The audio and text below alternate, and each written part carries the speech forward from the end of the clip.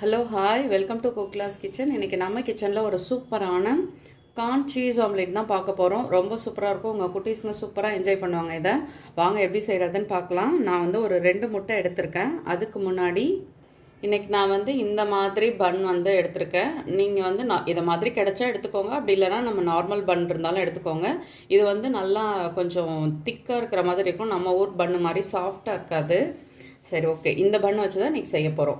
இப்போ வந்து ஒரு பாத்திரம் எடுத்து வச்சுட்டு அதில் வந்து முட்டையை உடச்சி ஊற்றிக்கலாம். இப்போது இதில் வந்து நம்ம கொஞ்சமாக உப்பு சேர்த்துக்கலாம். இப்போது இதில் வந்து நம்ம கொஞ்சமாக உப்பு சேர்த்துக்கலாம்.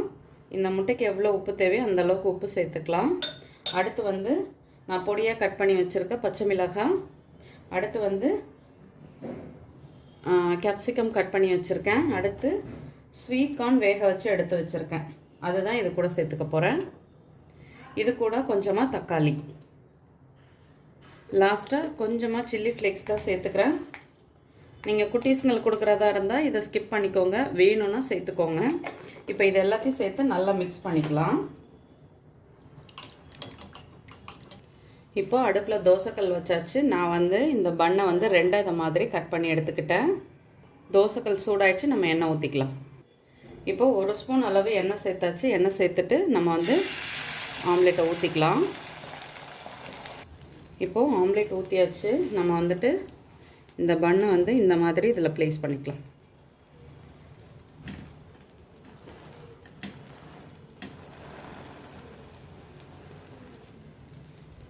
நான் ஏன் எண்ணெய் கொஞ்சம் ஜாஸ்தி ஊற்றினேன்னா அப்போ தான் திருப்பி போடும்பொழுது அது அழகாக வரும், அதுக்காக. இல்லைன்னா ஒட்டிக்கும் எண்ணெய் மாதிரி. இப்போது இதை திருப்பி போட்டுடலாம்.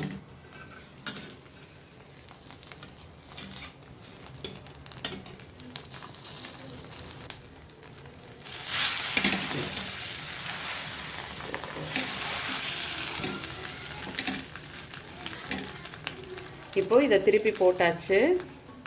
நான் வந்து கொஞ்சமாக இங்கே வந்து மைனஸ் தான் வைக்க போகிறேன். இது வந்து ஹோம்மேட் மைனஸ். இது எப்படி செஞ்சன்ற வீடியோ தனி வீடியோவாகவே கொடுத்துட்றேன். ஒரு சைடு வந்து நான் மைனஸ் வச்சுருக்கேன், ஒரு சைடு வந்து நான் வந்து சீஸ் தான் வைக்கிறேன். உங்களுக்கு எவ்வளோ தேவையோ அதுக்கு தகுந்த அளவு வச்சுக்கோங்க சீஸ் வந்து.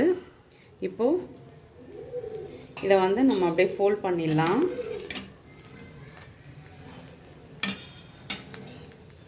இதையும் அதே மாதிரி ஃபோல்ட் பண்ணிடலாம். அதுக்கப்புறம் இந்த பண்ணை தூக்கி அது மேலே அப்படியே மடிச்சிடணும், அவ்வளோதான்.